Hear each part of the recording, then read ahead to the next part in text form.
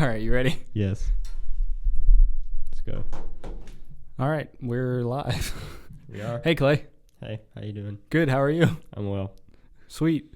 We're currently waiting on Jay to get back, so we're doing like a short little podcast.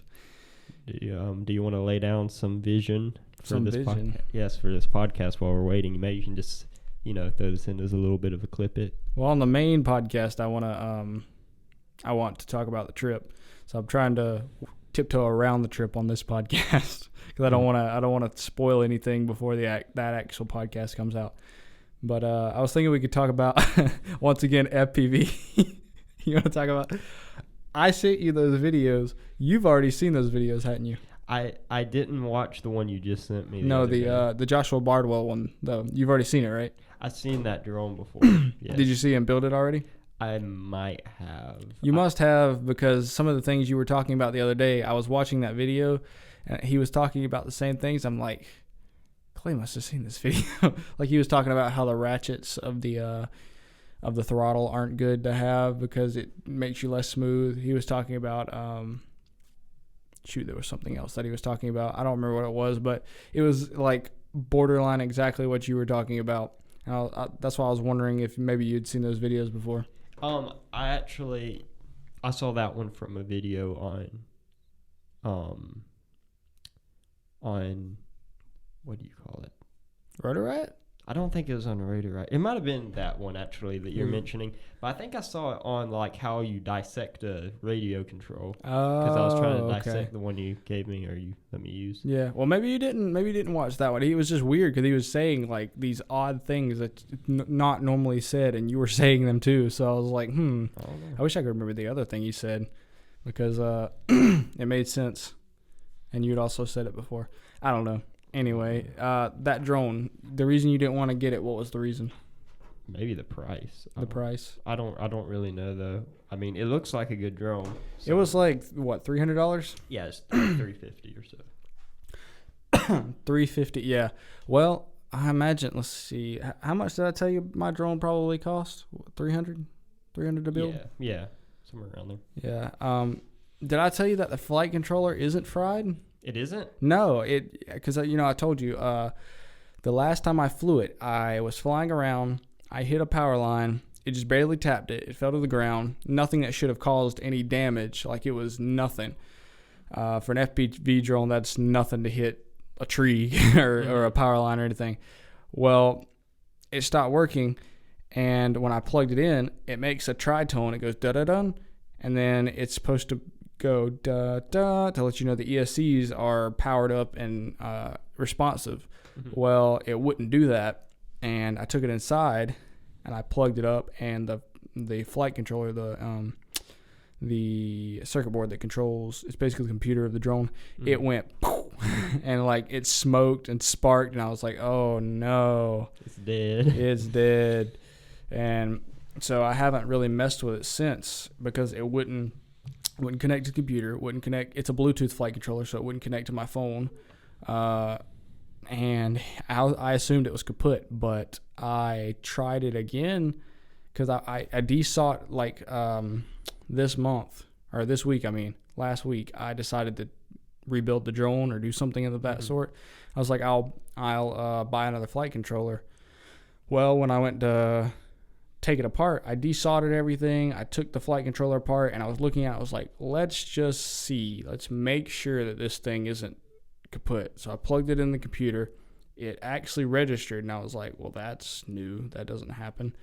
That hasn't happened the last time I plugged it in.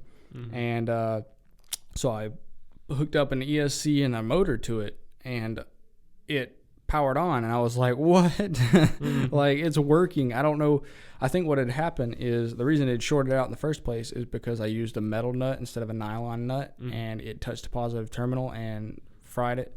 Well, I thought it fried it, but I don't think I unshorted it before I tried to plug it back in. So I think what had happened was it was still shorting out when I tried to hook it up to the computer. So once I took everything apart and tried it, then it was working. So now I have a functional flight controller. Hey. Yeah. Yeah, that's a blessing because those aren't cheap. No, that one's like $50, and right now it's $70. So and the places that sell it for $50 are out of stock. So yeah, I'm very thankful for that. I did have to order a new video transmitter for the drone and a new receiver for the drone because the video transmitter was fried, and the receiver was the antennas the little mounts that the antennas pop onto, it keeps like ripping out of the board. So what I'm going to do is reinforce them and on the new one I get, and hopefully that'll take care of that problem. Hopefully it won't break anymore. But you said you're planning on buying a frame, right? Next? I am. And I might go with the Joshua Bardwell version. And the Joshua Bardwell frame? Or just like the whole drone? The whole drone maybe. I might do it. But definitely I'm thinking about the frame, and I think I'm going to just buy it piece by piece, make sure I'm getting good quality parts. Mm-hmm. Not trying to cut any corners or anything like that. And I definitely recommend that. So that's probably what I'm gonna do. And I've said to Colten for a long time I'm gonna get it. And that it was literally me getting an FPV drone was the reason he got his. I had been thinking about getting one for a long time. I've been wanting to build one, and it was kind of daunting to build your own FPV drone. And I talked to a guy in Atlanta that built one, and he said it wasn't as hard as he thought. And so I was already kind of thinking about it. And then Clay said he was going to build one. And I was like, that's it. I'm building one. And so I started building one. And then I never ended up building mine yet. Clay bought goggles for flying the drone, and he never bought anything else. And I was like, dude, I've already built my entire drone. Okay. In fairness, I tried to order the Wizard drone. If you've looked up the Wizard drone, it's fairly cheap. It's a poor man's FPV drone. Yeah, and I mean it works. I think from the videos I saw it worked. Yeah. But then I tried to order it on the site, and it was shady from where I was ordering it, so I didn't end up getting it. It was a Chinese website, and they reject it. Didn't make customs or something. What was the problem? It didn't make. It wouldn't ship. I don't know. Yeah, it basically they were like, it was rejecting the credit card or something. This is shady. We're not putting this drone in the United States. Yeah. So then I was like, but you know what? If you build a drone, you get more out of it than just buying a pre-made drone. The Joshua Bardwell one, you still have to build it. Yeah, you still have to build it, which I think is great, because if you don't build your drone, it's gonna break. How are you gonna fix it? Yeah. Exactly. So I could get a drone. I looked into another one. I think it was called the Aerial or something like that. I don't know. But then I was like, if I break it, I'm not going to know how to repair it, so I should probably just build it. Yeah. That Wizard drone, I don't know if it'd be a decent drone. I think the funny thing is, in order for that to be a good drone, you have to be an experienced pilot, because you have to make upgrades to it. Yeah.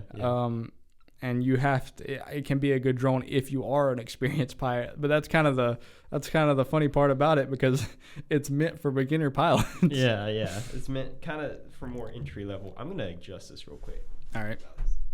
Sorry guys. Just don't mind me as I'm coming over here very loudly and turning down my headphones. The number 1's mine. The number 3's yours. Okay, this one right here. Yep. There we go. Okay. Nice. That's a little bit better. Was it too loud? Yeah, it was just a little bit too loud. My ears are starting to hurt. Yeah, but anyway, I'm probably gonna start trying to build an FPV drone soon. I need to, because I have goggles and I can either sell them, but I already told you I was going to build one. And I still want to build one. You better build a drone. I still do want to. It would be really fun. I've spent all this money building the drone so we could fly together. And I'm the only one with a drone. Hey, I somewhat did a compromise. I downloaded the simulator. We've had a lot of fun on that simulator. Yeah, we have. We have flown how many hours do you have in the simulator? I don't even know. I haven't looked at it. We need to check. I'm sure you have more than me, because I kind of stopped for the past month. I've been picking up a little bit more now that I'm gonna rebuild my drone, but I would bet we have over 100 hours each. Maybe. I really don't know.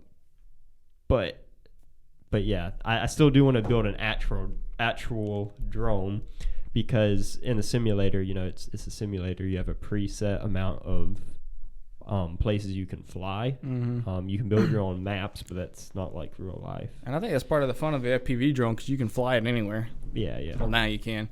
I don't know about in a few years. Hopefully, you still will be able to, depending on the law changes and stuff. Mm-hmm. You should be able to. The way the law is, you should have, as long as you have the little module they're mandating, then you should be able to fly anywhere.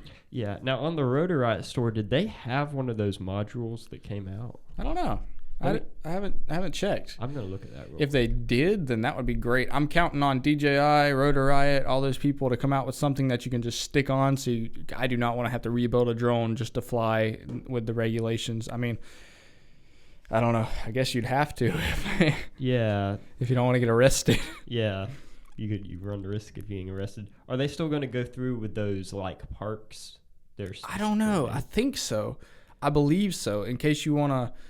What we're talking about is there's a new law that's saying that you have to have a Bluetooth transmitter showing your exact location, or not your exact location, where you took off from, your altitude, I believe, maybe your altitude. Basically information about your flight of your drone, and that adds weight onto your drone. So if you want to fly without it, they're going to make designated spots so that you can fly your drone without the Bluetooth emitter. But I guess they're still doing that. The original reason they did that is because, what was the reason? Because you were going to have to pay a monthly fee in order to run those transmitters, because instead of Bluetooth, they were going to be like cellular service or something. Oh, yeah. Thank God they did not do that, because that would put us all out of drone business. Like, all the hobbyists. People that made money off of drones would be fine. That $10 a month would be nothing to them, or $50. I don't remember how much it was going to be, but that would be nothing to them. But for me and you, we don't want to pay money every month just to be able to fly the drone. Yeah, it kind of takes the fun out of it. Yeah. So I'm hoping they just come out with something simple and easy that you just stick onto your drone, and that's it. If that's all that you have to do, I won't complain much about that. People kind of complain about privacy issues, which I hope those get sorted out, because if you take off and it shows you exactly where you took off from, because anybody can, as far as I know, anybody can access this unless they've changed it. There were talks about making it so only police could see this information. Mm-hmm. Like your location and such. That would be better, I think. Yeah, because you really don't. I mean, it'd be fine if everybody could see your like drone number, like your license plate on your drone, if they had their phone. But your location, that people had concerns about people robbing other people, because you can like see where the pilot's at on your phone, and then go just because you're wearing goggles, you can't see. Yeah, that's true. Someone can just walk up behind you. Although legally, you're supposed to have a spotter if you're wearing goggles. Really? You're supposed to have somebody watching you, because you can only fly line of sight. You can only fly as far as you can see the drone. And if you can't see the drone, it's technically illegal. So you have to have somebody standing beside you to actually watch you fly. Yeah, I don't think everyone does that. No, everyone doesn't do that. But legally, you're supposed to. Yeah. So if you fly like around, somebody that would care, then have a spotter. Yeah. And another reason I think, I didn't find the thing, by the way. Oh, you didn't? Yeah, I okay. didn't. But another reason I think maybe why that rule is coming into play is because Amazon, they were planning to use drones to deliver stuff now, weren't they? Yeah. So I was wondering if maybe it's like, maybe they need to have that information now, because whenever the Amazon drones are coming, you don't want to be interfering with them. Yeah. What the heck? Oh. It's my phone. Yeah. Is it, you need to take that?